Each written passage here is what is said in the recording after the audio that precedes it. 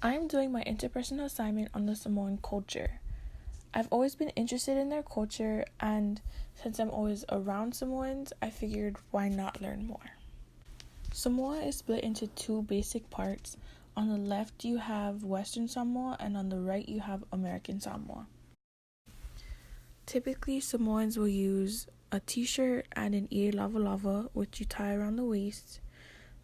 You can use this to go to the village, to do feaus, which are chores, or just to go to school. Similarly, they have an ie faitanga, which is more formal than an ie lava lava.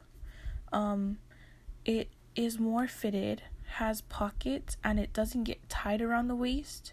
It's like buttoned or belted to you, and your shirt gets tucked into it rather than over it like an ie lava lava can go. Your shirt would go over it.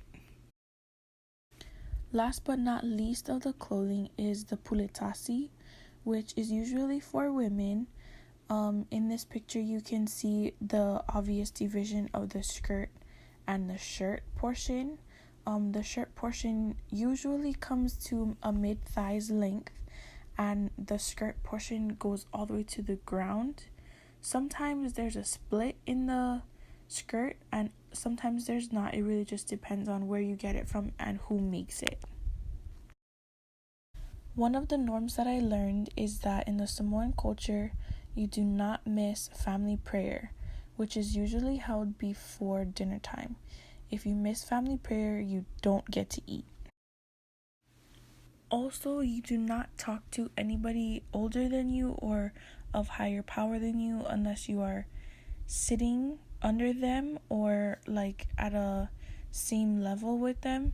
It is considered disrespectful to speak to them if they're sitting and you're standing. In the religion portion of what I learned, I found out that most shops are closed on Sundays because Sundays are seen as the day of rest and the day of worship. I also found out there's a holiday called White Sunday, and you get the Monday following it off of school or work. And usually it's a day of youth that is celebrated in church, where all of the youth come together and they get praised by their parents as they praise the Lord. Last but not least, I would like to take the time to thank Pastor Tawipu Stalfaitele and Dr. Fa'afetailesa for taking the time out and teaching me more about the Samoan culture.